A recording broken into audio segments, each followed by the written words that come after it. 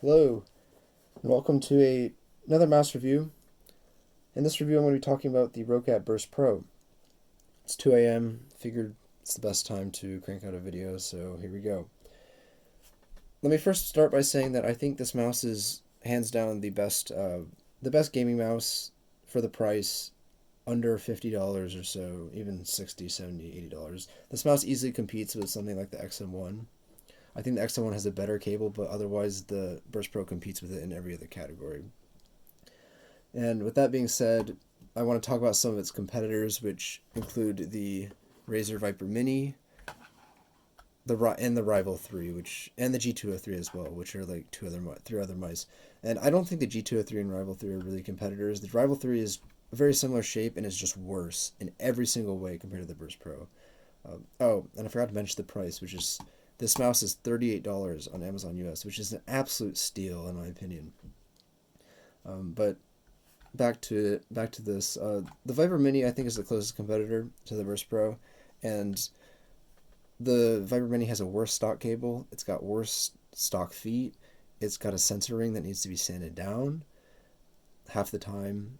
If you get a bad copy, which is very common, and these side buttons are worse. The mouse feels worse put together. So overall, I think if you want a mouse that's built to last and has every single feature you could really want, then the Burst Pro is a great option. Okay, so with that out of the way, let me talk about the Burst Pro in and of itself and the shape. So let's get the easy stuff out of the way. So the build quality is perfect. The clicks, they're a little bit on the heavy side, perhaps a little bit heavier than like KL 8.0s, but they're a lot better than the release copies. I had one which was just unusable in FPS.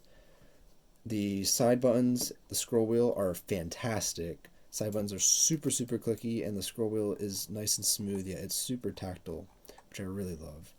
And the cable is pretty average, but it's fine. And the mouse feet, these are really good actually. I love them. The only issue is that they have slightly different frictional coefficients in the X and Y direction. There's more friction in the Y direction. I'm not bothered by this in CS or Valorant, but you may be bothered by this if you play a game with a lot of vertical adjustments. So yeah. Oh, and let me mention the coating. The Burst Pro has this unique honeycomb semi-gloss coating on the sides, which is really grippy actually, and I really appreciate. It makes it so that I don't have the need to put any sort of grip tape on this mouse, which is just awesome in my opinion.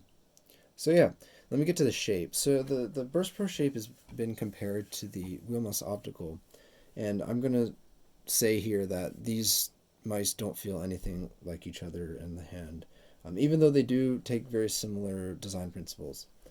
So there are three big differences between the mice, and I'm just going to rattle them off here. So the WMO has a center hump, and the Burst Pro has a rear hump. The WMO has a more aggressive front flare, or has a more pronounced front curve, whereas the Burst Pro has pretty much flat sides. And finally, the WMO has noticeably higher buttons than the Burst Pro. So what does this mean in practice? So the WMO feels in the hand a lot more natural. At least for my grip, which is 19 by 10 claw grip, and it feels really natural. And it's honestly one of the most comfortable feeling mice I've ever used. At least ambi mice rather. Whereas the Burst Pro feels like it sort of feels like if you took an XM1 and you gave it flat sides, and that's pretty much what you get. And honestly, I love the Roccat Burst Pro shape as well, but it feels a lot different than the WMO. That being said, for my claw grip, this mouse is honestly really good. It took me a little bit to find a steady grip on this mouse, but once I did, I was gaming with this mouse, and there aren't a ton of shapes that I really love, and this is right up there with my Viper Mini, which I've been using a lot as well. And I've honestly been gravitating towards the Burst Pro a little more because it has a little more weight, and that rear hump is something that I've really come to appreciate now that I've been using the Viper Mini more, since it gives more palm support. The rear hump does, and I like that for tech shooters. But otherwise, if you have like medium large hands to large hands, you will really love the Burst Pro for a good claw grip. I don't recommend it for fingertip or palm unless you have very small hands, like 16 centimeter long hands, something like that. But for 90 by 10, 18 by 10, 20 by 10, 20 by 11, those sort of hand sizes, you will feel right at home with the Burst Pro. And yeah, it's a fantastic mouse, and at the price, it's really hard to beat. Let me do a quick shape comparison to the Viper Mini, which I have here, since this is priced relatively similarly.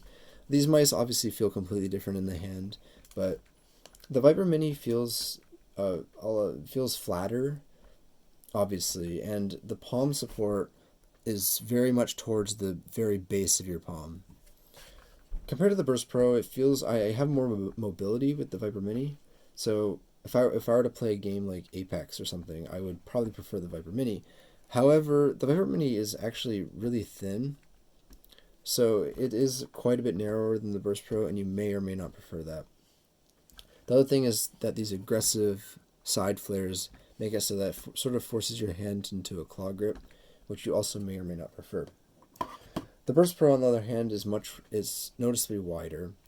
The buttons lack any sort of comfort curves, so your fingers are pretty much free to be wherever they want, but I do find that I prefer comfort curves for the most part. And the sides are pretty flat, so you can put your fingers wherever you want, which you may or may not like. I personally find that I prefer some sort of flare at the front, but honestly, these sides, since they have this grippy coating, I can't complain at all. So, yeah, I hope this video was informative, and if you guys have any questions, drop them down in the comments, and like and subscribe. Thanks for watching.